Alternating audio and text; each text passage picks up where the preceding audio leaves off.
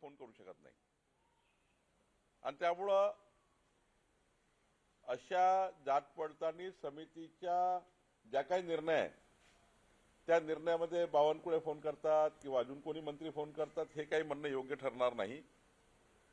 कधीही जात पडताळणी जे विभाग आहे तो विभाग स्वतंत्र त्या ठिकाणी त्याचे न्यायिक अधिकार आहेत, त्या अधिकाराच्या मधात कुणीच जाऊ शकत नाही।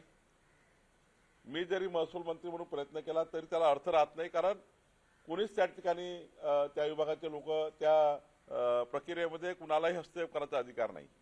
तर मनोज जरांगे काय बोलले मला माहिती नाही, पण आता यामध्ये असं आहे की जात पडताळणी समितीने एखादा निर्णय घेतला असेल त्याला अपीलचे अधिकार हायकोर्टमध्ये आहे, तर त्यांना मुभा आहे, काही आता संपलं नाही सर्व। म्हणजे जात पडताळणी निर्णय दिला तो काय अंतिम निर्णय नसतो, त्याला उच्च न्यायालयाची मुभा आहे। त्यामुळे जर असं वाटतं कुणाला की बाबा आमचा अन्याय झालेला आहे, जात पडताळणी त्या ठिकाणी आम्हाला काही न्याय दिला नाही, तर उच्च न्यायालयात जाऊन त्याच्यावर तात्काळ आपल्याला स्टे आणता येतो किंवा तात्काळ त्याच्यामध्ये अपील करता येतं।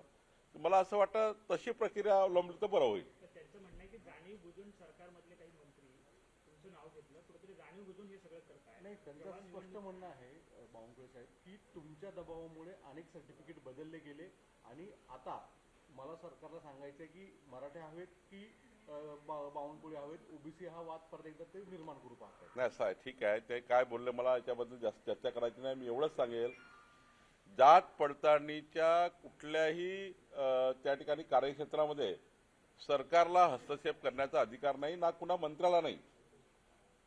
त्यामुळं जात पडताळणी हे स्वतंत्र काम करणारं त्या ठिकाणी अर्धन्यायिक प्रक्रियेमधलं एक त्या ठिकाणी हा अर्धन्यायिक प्रकरणं सारखे त्या ठिकाणी त्यांना निकाल करावे लागतात। त्यामुळे जात पडताळणीवर कोणी मंत्री फोन करेल आणि त्यांचं जात पडताळणी ऐकेल असं या राज्यात होत नाही, कुठल्याही राज्यात होत नाही। आणि त्यामुळे मला असं वाटतं याचं काही जरांगीजीला वाटतं की बाबा काही आमच्या मराठा समाजाचे प्रमाणपत्र रद्द झाले असतील ते कोर्टामध्ये दाद बांधू शकतात, हायकोर्टमध्ये त्यांना त्या ठिकाणी रिलीफ मिळतो।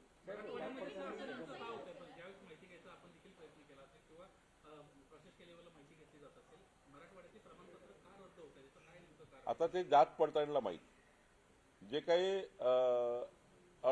त्या ठिकाणी ती समिती आहे जात पडताळणी समिती। साम टीव्ही मला बघायला आवडतो, कारण त्यावर दाखवल्या जाणाऱ्या बातम्या रिलेट करतात।